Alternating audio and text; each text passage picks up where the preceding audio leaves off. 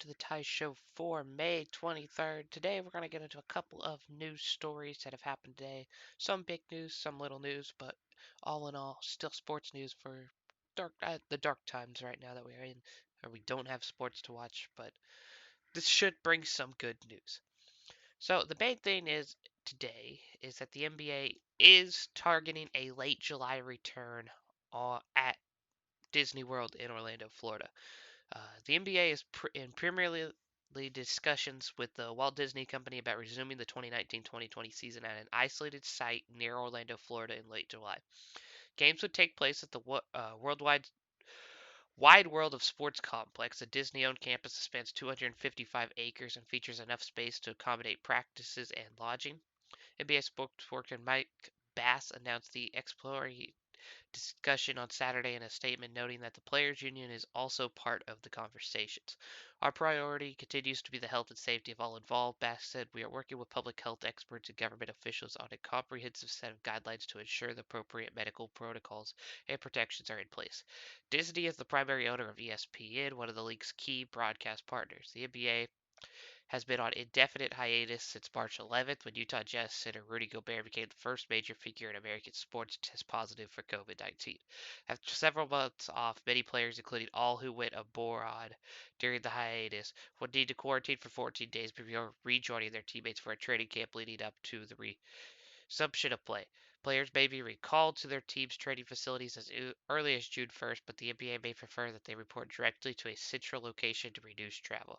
Players who return to their home countries may also face challenges with local travel restrictions. The NBA still has not settled on a format for a return to play, such as the NHL's proposed 24-team playoff bracket. It has been reported that the NBA would like to reach a total of 70 regular season games, about 5 more for most clubs, to fulfill its contracts with the local broadcast affiliates. Others have claimed completing the regular season games and following it with a full 16-team postseason would cause too much congestion, potentially pushing the start of 2020-2021 well into December. The leagues like the NHL have explored the idea of a play-in tournament that would reduce the playoff field to 16 teams without finishing the entire regular season slate. The NBA Board of Governors is scheduled to have a conference call next Friday to discuss a return to play. I also heard that Adam Silver is supposed to put out the plans as of June 1st, so in about a week we should get the official plans of what's going to happen. But this is huge because this means that the NBA is going to return, and it's going to be at Disney World. It just depends on now, are we going to finish the season? Are we going to do half the season left? Or are we just going to jump into a playoff? And if we go into the playoffs, are we going to do a play-in tournament or just start the playoffs immediately? And this could be very interesting because you could get that like 1 through 16 playoff thing that everyone's been wanting where you don't separate it by conference and it's just the best 16 teams make it. And I think this could be really interesting as we all are missing the NBA tremendously right now. And it would make complete sense for it to come back in this capacity. And I think it'd be amazing that of all places, Disney World, where dreams come true, is where this dream of playing basketball could come true. And I am so ready for this as I can't wait because it's something that I've missed. I mean, right now we would be heading into the NBA Finals right now in real life, and it's a time that I absolutely adore. I've kind of got nothing to do right now with me being out of work and me being out of school for till next week. It the sports would give me something to do. I mean, I'm sitting here as I'm talking to you guys right now, recording this video. I'm sitting here watching Bundesliga soccer because it's on right now. I know later on tonight we have the NASCAR race, which I will bring a full review to you on that. Um, but we also have the match, which I'm going to get into a little bit for Tiger Woods, Tom Brady, Peyton Manning, and Phil Mickelson. But the NBA is something that we all care about. We know we're getting the NFL. Depends on if stands are in the stadium or not. It looks like there will be. There are going to be some, of course, probably some limits on that, but at least sports are coming back, and it's something that I need. I know it's something that if you guys are listening to this, probably need too because it means you're into sports. And it's the NBA is, if not my favorite sport, it's my second favorite sport, and I I I need it back just to finish the season because I had such high expectations for the Thunder. As when nobody gave them a chance this year, I had them finishing as the eighth seed, and here we are sitting right now as the 5 seed. And I don't want the season to end for us because it's been so exciting to watch them this year and to watch LeBron do what he's doing with the Lakers for Kobe, to watch Kawhi be Kawhi in the Western Conference again, to see what Giannis does with Milwaukee. Is Toronto going to be able to make a run again without Kawhi? Is Boston going to be involved? Or how's Houston going to do? Is Russ and Harden going to make it out of the first? There's so many stories left in this season. Can the Pelicans make a late push to get into the playoffs? Can the Blazers sneak into the play? There's so many little things that could happen, and I think we all wanted to sit here and see it how it played out, but we didn't. We didn't get to see that. I mean, as right now, we would probably be watching a Western Conference Finals between the Lakers and Clippers, heading into a Lakers Bucks or Clippers Raptors or whatever you want to say NBA final. It would have been amazing. And for that, I just hope that it does return, and I'm excited that it is looking like it's going to return.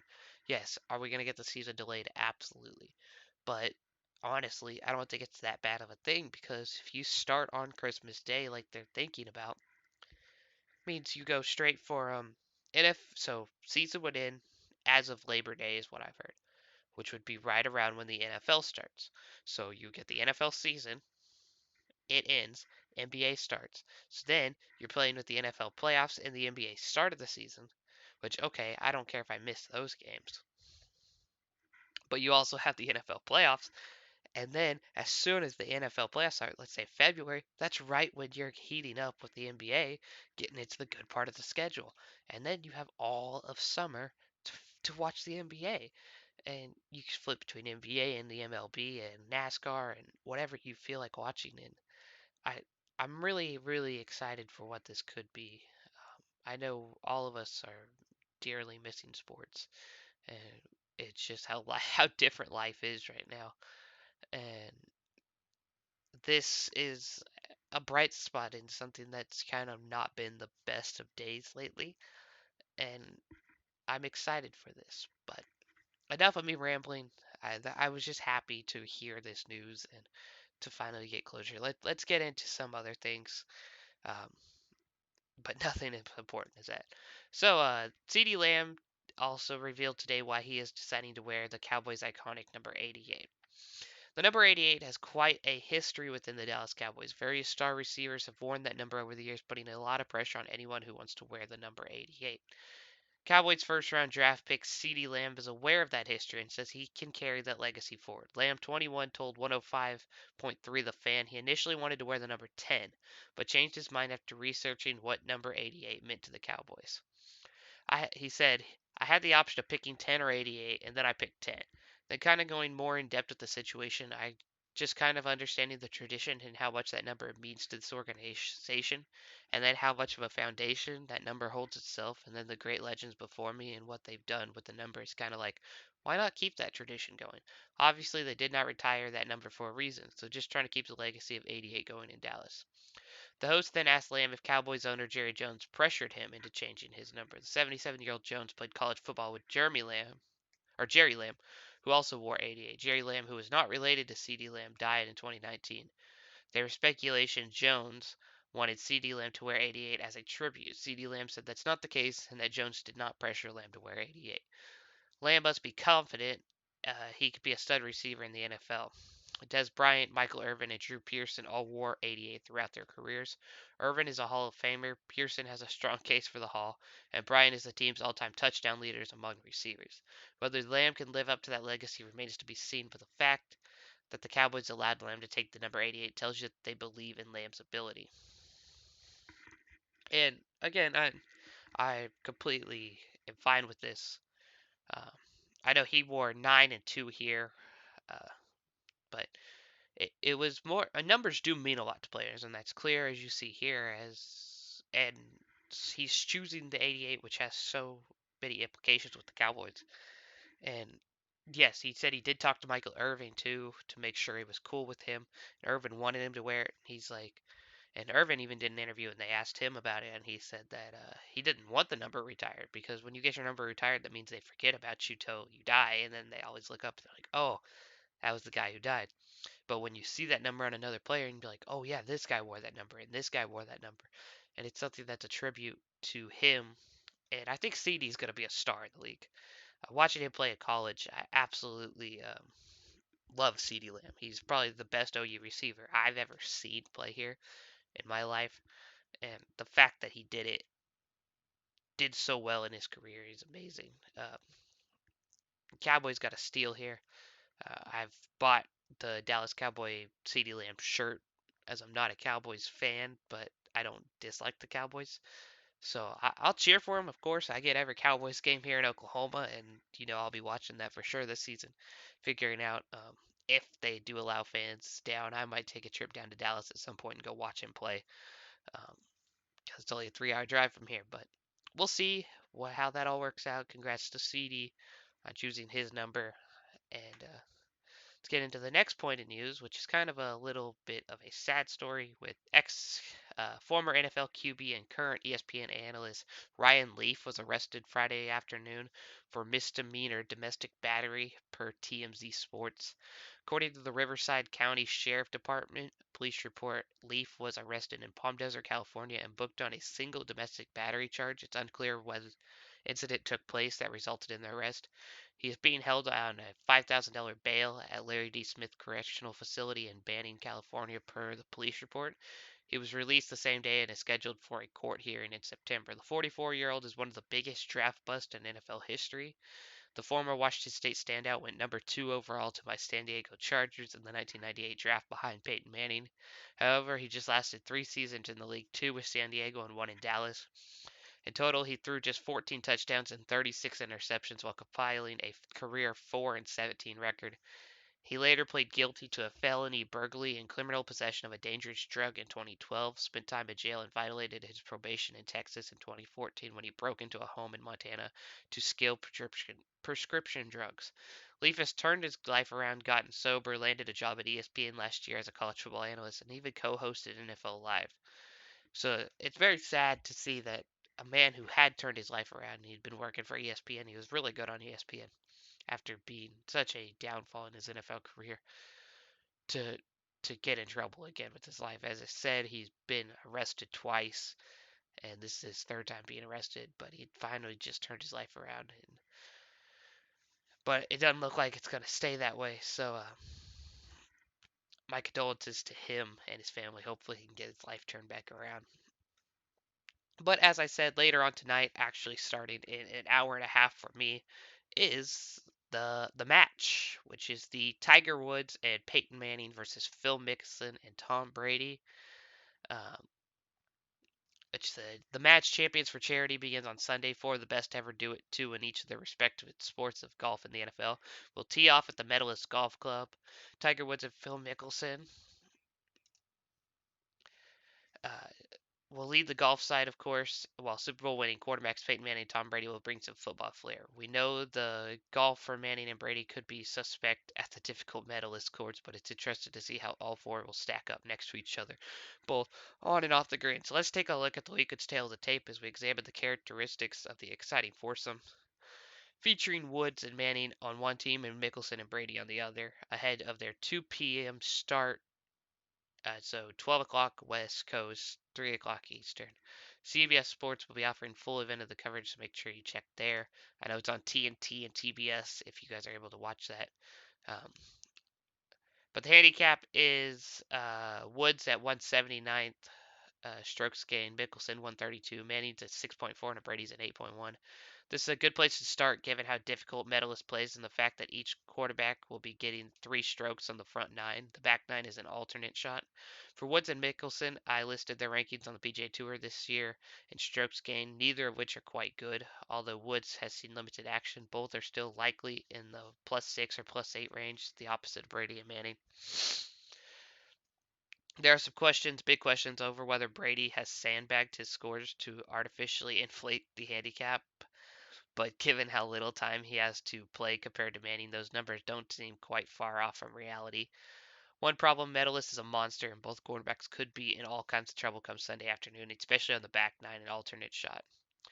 The arm, I'd give Woods a B, Mickelson an A, Peyton Manning a B plus, and Brady an A minus. We know Manning struggled towards the end of his career. that Brady has not necessarily kept up with his former self, though he can still sling it. Though we do not have footage of the big cat tossing around the pigskin, we do know that the lefty throwing righty has an absolute cannon. You can watch that video on YouTube of Phil throwing a football. It is amazing. The footage we have of Tiger is tossing a baseball with Roger Clemens back in 2016. The arm is nothing to sneeze at, though there is a bit of a sidearm delivery. We're grading these on a curve, of course, because neither Woods nor Mickelson has anywhere near the arm of Brady or Manning. Need evidence? How about the recent story from Lefty about the time he and Brady played catch in the Augusta National Golf Club parking lot, where he'd worried he'd get a finger broken ahead of the Masters? The swing, I'd give Woods an A, Mickelson an A minus, Peyton a B plus, and Brady an A. I've always liked Mickelson's swing from the other side, and while Tiger's current swing is not my favorite version either, it's still pretty sweet. As for the football guys, Brady, this should not be surprising given the style of football looks a lot better doing it than Manning. The championships. Woods has 15 majors. Mickelson's got 5. Peyton Manning's got 2 Super Bowls. Brady's got 6. I was going to try and list the best win here, but figured it'd be nearly impossible to narrow it down for each player. If we were going to, it might look like the 97 Masters for Woods, the 23 Open for Mickelson, the 2017 Super Bowl for Brady, and the 2007 Super Bowl for Manning. Regardless, Woods and Manning have a big 17-11 advantage here, with Brady actually uh, upping Mickelson even with 25 plus as many opportunities each year. Trash talk. I'd give Woods a B minus, Mickelson an A minus, Manning, which we know is a huge track talker, he gets an A. Brady, I'll give a B. Mickelson thinks he's at the top here, but Manning is easily the best guy. Primary reason he takes the top slot is he's not afraid to go after Brady in a way that Mickelson is definitely afraid to go after Woods. Brady kind of just sits there and smiles while Woods thinks things are funny that aren't actually funny and vice versa. Regardless, I hope we are getting more jawing than at the first match Woods and Mickelson played. Tiger and I clamped up the first one. Mickelson told Golf Week that won't happen again. I think having Peyton there would be a big part of it because he gives me and Tom something to rough up. Peyton, when he comes back at you, he does it in a funny way that he licks the laughter from you as opposed to a defensive response, and I think that's why he's so funny.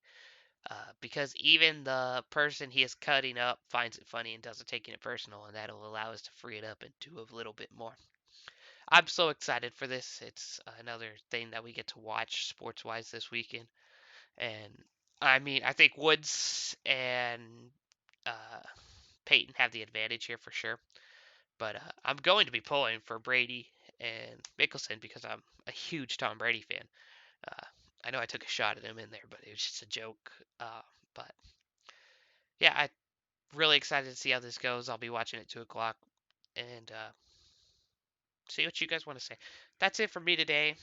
Leave a like, comment what's your thoughts. I know this is a longer video, but I didn't make one yesterday because I didn't really have anything sports-wise to talk about. But here we are today. I wanted to prep up the match. I'll probably talk about it a little bit tomorrow. I'm going to give my NASCAR review, and I'm also going to go kind of a review of the week, what's happened. So we'll probably talk about the NBA returning a little bit more